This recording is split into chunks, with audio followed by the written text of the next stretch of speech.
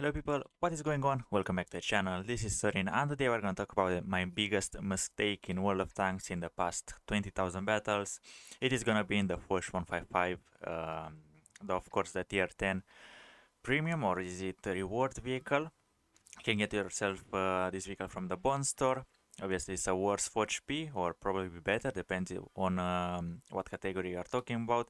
Maybe the gun, the penetration of this gun is much better than the Forge B, but the Forge B has much better burst. You can do 2400 damage in 10 seconds, whereas this vehicle can do 2250. And on top of that, the gun handling is much better. You have 800 extra DPM at 3100 on the Forge B, whereas this vehicle gets only 2330, which is not really the most, I can say. So it's among the worst side of the tank destroyer. So yeah, pretty much the difference between the Tech 3 and this vehicle, it's only the gun. And like the mobility is same, armor is the same, and everything is the same pretty much. We get this position, first of all, talking about the gameplay. Trying to aim, look at this aiming on this huge caliber. This is 155mm with 3 seconds of aiming time. That is not the best. 0.20 dispersion while moving, turning the turret and so on. So yeah, you pretty much need to stay in one place for like, you have to be stationary for a long time, and you have 0.30 accuracy. But yeah, you can see what you can do at 200 meters. You can miss. And this is why this vehicle is such a meme in all of tanks. You could say that the FE45 is probably like an RNG slot machine, but no, this vehicle, it's 750 alpha, actually 750 DPM tank. Why is that? Well, first shell, you miss. Second shell, probably you hit, but you don't penetrate. And lastly, the third shell will always penetrate. So yeah, once again, you reload for 50 seconds, just to do this. Armor not penetrated, and finally we do 785 within pretty much the first 2 minutes of this game, which is not the best result. And also I lost like some hit points to that K91 because obviously this tank has overall the upper plate armor is really good. You have 300 millimeters of effective, so versus standards you are gonna bounce some of that, but yeah, those weak points are really prominent, and people can easily hit you.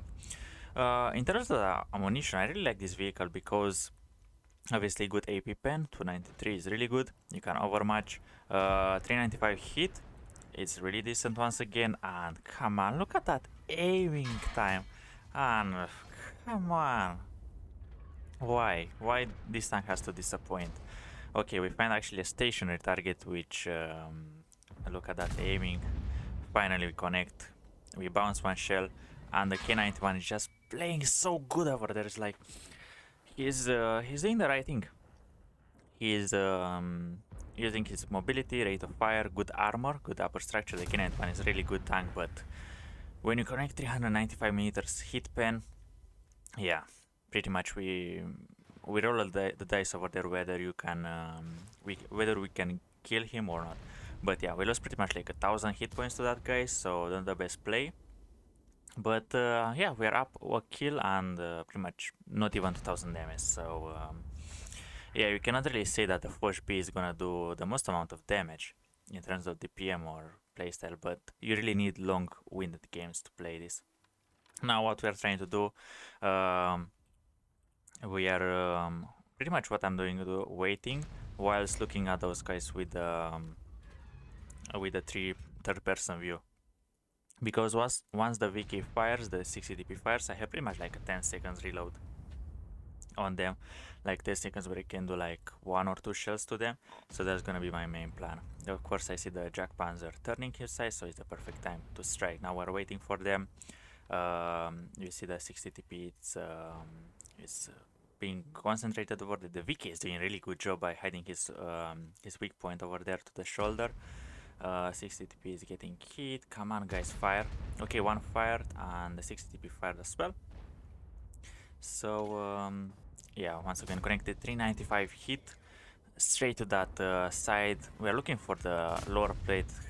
Come on, gun, are you kidding?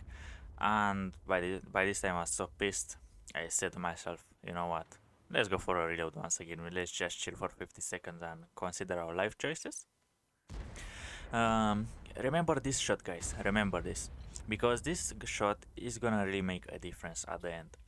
And on top of that, we are doing the missions for Coalition 2.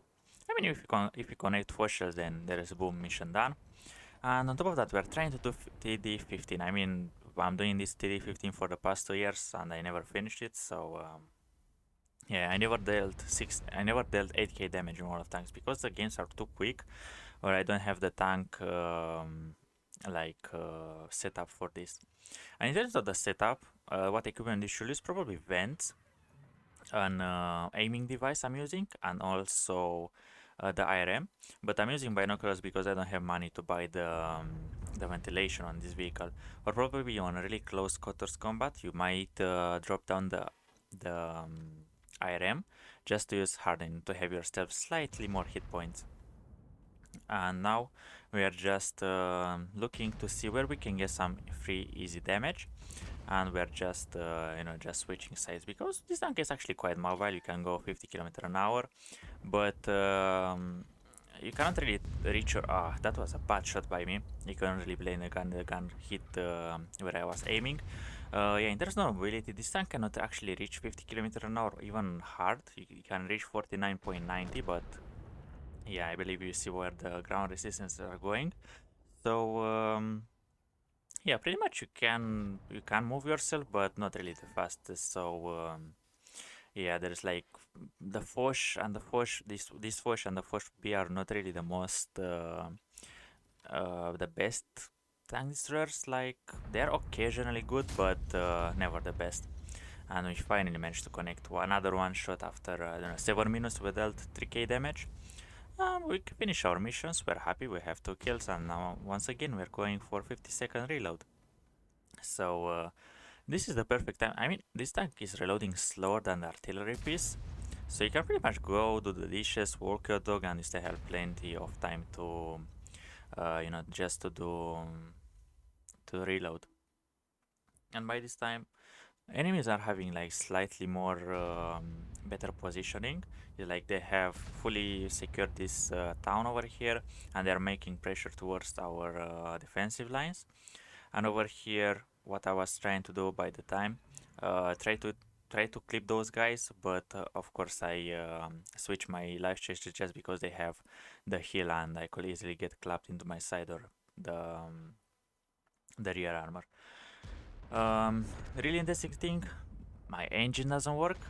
My engine sound doesn't work on replays. I don't know why. I don't know how to fix it, but probably with a new one-to-one patch should be fixable.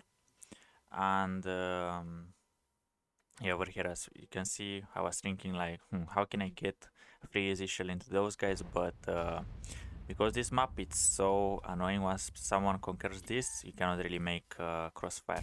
Come on, oh, that was the first snapshot of this game, and when the gun actually treats us well, we are pretty much a one shot to anyone. Probably not the Gisor, but we are still in the game. We still have 1500 damage to boot, so let's make this count. We're slowly reversing. Come on. Ah, you are kidding. Did you saw that? That tank was fully into our aim, and that is a 140 down for you within one shot. So pretty much as I mentioned, you miss one shell and the other one compensate. But that was really really lucky. 2k damage, actually 2.7k the damage within 2 shots. That's actually pretty decent if you ask me. And now the light came to my ears, actually to my mind, because we are pretty much one clip away to get the 260. So I waited for those guys to shoot. We are crossing safely. They are not gonna spot us because they are behind the building. And over here I thought to myself, if I get over here, wait for them, say not spotted, because they'll think I'm still playing somewhere around here. They can make a pressure and I can get 3 easy shells in, whilst they fight the IS-4. And there they are, making pressure. And the one fired. There is the Jack Panzer. We try to put one. Really big mistake over here. I focused out on Jack Tiger, whereas I could get possibly one shell into the VK. And over here, another big mistake. I went for the reload, and I could actually kill the Jack Panzer, but I was so worried that I will miss or maybe low roll, because now I'm like 642 damage away to get my mission done. But yeah, I should not actually gone for the reload, because I thought I could survive more with those 7 hit points to actually get another clip out of this. But look at that. Chair Futur goes in. The Jack Panzer is protecting the VK's back.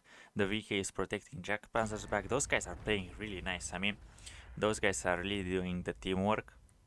And our team are just going one by one by one. Meanwhile, we secure back the city, which is always welcome. And once again, another big mistake that I actually did not know by the time I was playing this. I never used those stairs to go up. I didn't use, those stairs are here. I thought it's like how is over here there are no stairs, and the Jack Panzer makes push play and he outplay me. I never thought that the Jack Panzer could go up here. I was expecting him to come around, but next time I learned from my mistakes, and now I'm using this position over here to use cooldown against the people that are playing where the VK is. But yeah, we pretty much throw our game, we throw the mission, and yeah, mistakes were made. VK is still picking up kills. See, this guy, it's a legend, man. I need to make credits to him. He played this really well. He didn't expose any of his weak points, and as you can see, he's hiding this. He's just showing the lower plate. He's angling the lower plate. In this kind of, when he's angling 45 degrees, he has like 400 meters of lower plate armor. So yeah, the guy really knows how to play his VK. And pretty much like I don't know, like this guy is a one shot. Our mouse is like 10 hit points, and but we still have hope. This VZ has a really good hit pen, so he can actually penetrate the Jack Panzer, and he does. Really nice. And now it's pretty much 50-50 whether we're gonna win this. So yeah, still looking at. I mean, like by this point, I was so annoyed. I was like 2 days I could not sleep, could not eat, because I was just, this moment was haunting me back that I got outplayed by Jack Panzer E100. Can you believe that? I got so annoyed at my mistakes, but this is what it is. We learn from our mistake, and I don't know. Probably there was also the 60 TP shot that I missed. Actually, I didn't miss. I bounced. That actually got me once again really mad, and yeah, our mouse managed to pick up the kill, really decent with his 10 hit points. It was a victory at least, and let's see what we managed to do. So obviously we got an ace tanker for because we pretty much dealt damage really close. We got a demolition expert, really a rare meta nowadays, because everyone is just using hardenings and their amoraks are just better. They're more durable. A fire for effort and a duelist. Yeah, 7,000 damage. Quite usual. Actually, quite unusual for the Forge B. Actually, not Forge B, Forge 155. And the VK did. He get all of this. He get the high caliber. He got a fighter. He got everything because he dealt 7.6k. The Jack Panzer did 6k as well. 5k for the VZ. So pretty much only 4 people played in the enemy team. And meanwhile, we pretty much, our team did some more damage, but yeah, there are still some people that did 0 damage, which is kind of really, when I see people doing 0 damage, I'm kind of thinking how you can do 0 damage with a 60 TP, for example. So yeah, because we fired pretty much 9 shells of hit, we managed to break even almost. But yeah, this was probably my biggest mistake in World of Tanks, so guys, don't make the same mistake as I do. You can go up those stairs. Every shell counts, and yeah, doing missions, it's doing a mission. So without further ado, this was the video. Hopefully you enjoyed it. Hopefully you learned something, and hopefully you had fun with that Amorak.